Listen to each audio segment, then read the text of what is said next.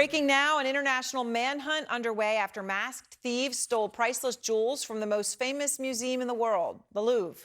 Still shuttered after French crown jewels, literally, including a sapphire tiara and an emerald necklace set among 1,000 diamonds, were taken in a wild 7-minute heist on Sunday.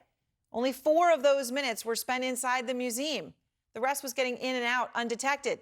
You don't do that without prior planning. Isa Soares is out front. Diversion. Make a lot of noise over there. So over here in this room, you can take 100 million off the wall and waltz right out the front door. No diversion was needed for the 4 masked robbers who broke into the Louvre Museum in Paris on Sunday morning, stealing priceless French crown jewels in broad daylight, just minutes after the world's largest museum opened its doors.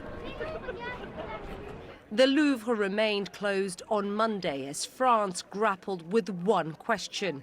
How could the world's most visited museum be robbed with such brazen audacity? It was a plot that played out like a Hollywood movie. Around 9:30 a.m. on Sunday, 4 thieves posing as workers wearing yellow vests used a moving elevator ladder to reach the second-floor balcony of the museum. The perpetrators then forced open a window using an angle grinder and entered the Apollo Gallery, sawing open the display location for the treasures of the French crown jewels. As alarm bells rang, they grabbed 9 of the Louvre's most valuable treasures, the priceless 19th century French crown jewels. Among them, a dazzling crown adorned with 24 sapphires, 1,083 diamonds.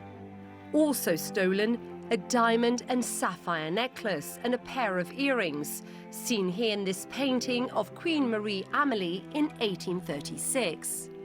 And a glittering bow with more than 2,000 diamonds. Clever to use a cherry picker and a glass cutter to steal priceless, well, sentimentally priceless jewels from the Louvre.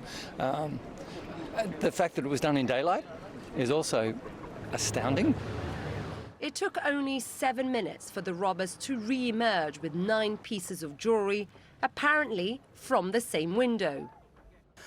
What's sure is we failed because someone was able to put up an elevator truck in the open, in the streets of Paris, have people walk up for a few minutes and take priceless jewels and give France a deplorable image. Thankfully, one of the most precious items, a crown Napoleon gave his wife, Empress Eugenie, was dropped by the thieves as they sped away on high-powered scooters along the banks of the Seine.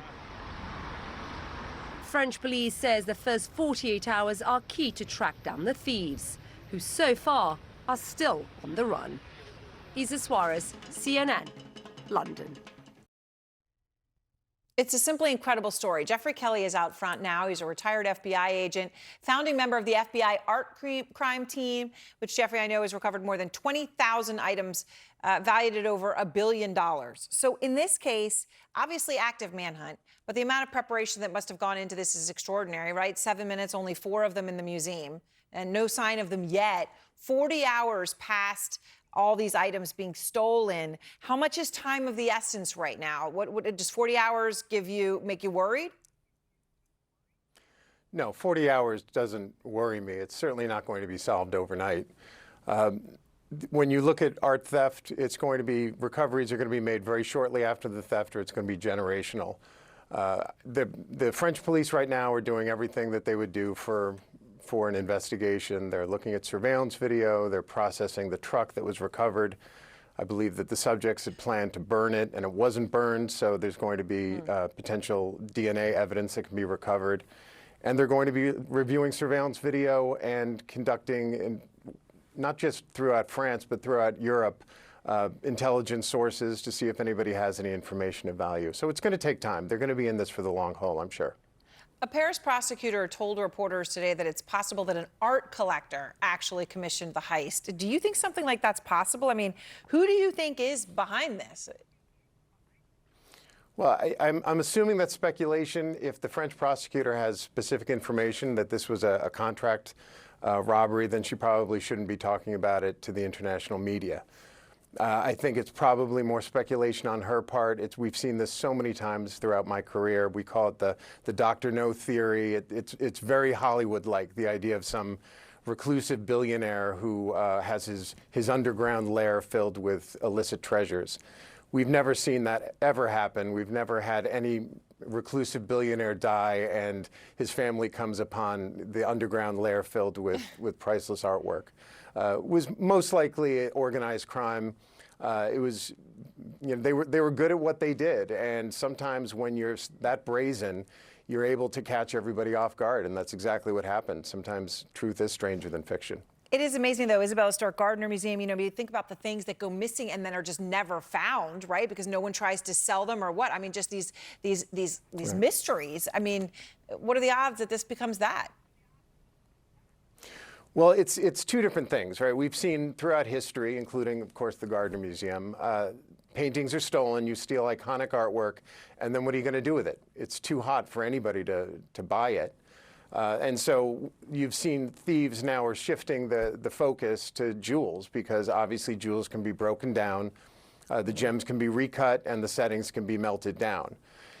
I would hope, and I'm optimistic here, that of course the clock is ticking, but hopefully we have a little bit of time, because if these guys are smart and they seem to be professionals, they're going to hold on to it for a little while. They're not going to break it up immediately, because if the French police come knocking on their door, they're going to need a get-out-of-jail-free card. And those jewels are their get-out-of-jail-free card. And so hopefully they're going to hold on to it for a while. We saw it with the Green Vault robbery in Dresden in 2019, when they were recovered in 2022, and the jewels were recovered when they were arrested. Let's bring in Anthony Amore. He's the director of security for the Isabella Stewart Gardner Museum in Boston, which you may remember.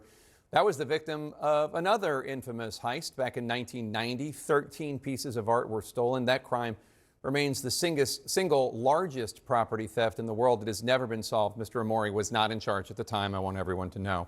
I think the question everyone is asking today, Mr. Amore, how in the world does this happen at one of the most famous museums in the world, where you would think there would be just incredible security? Well, Jake, there is good security there, and most museums do have good security, but no place is impenetrable. And when you see the method used by these thieves, which was sort of a brute force approach, they combined this clever approach with using this construction equipment so that they sort of blended into the scenery, and used tools to get through the window. It's a tough thing to prevent. You've suggested that the timing of the theft might suggest there was some kind of inside information. Tell us more. What do you mean by that? Well, it could be. Why didn't they do this at, say, 7 o'clock in the morning or 8 o'clock before the museum opened? They did it at 9:30 when the doors were open, and perhaps, it's a speculation, the museum had lowered some of its technological guards protecting the building so that they could get in. I mean, the Louvre is the most visited museum in the world. I would suspect, if it was me, that if I was going to climb in through a window when the museum was open, the gallery would be packed. But when they got into the Apollo Gallery, it was empty. They must have known that. So art recovery expert Arthur Brand says that because these pieces are so recognizable, he believes the thieves are probably going to dismantle them and sell the jewels and melt down the gold and silver. Do you agree? That's probably the reason they did this. I mean, you can't fence these things. It's sort of like a masterpiece painting. Nobody's going to buy it from you. There is no person commissioning these heists for that reason. There's no collector. So, but I think that the thieves are probably holding off for a bit first to see, hopefully, to see what the museum's response is going to be. It's a government museum, so it's probably self-insured. So I wonder if they're waiting to see if a reward is offered. Well, there might be some collector. I mean, the paintings that were stolen from the museum at which you work, they're hanging somewhere probably, right? No, that's never happened, actually, Jake. When masterpieces are stolen, the people who stole them quickly find out they're too recognizable and too valuable, and there's really no buyers out for them. You're not going to find an instance really in history where that's happened.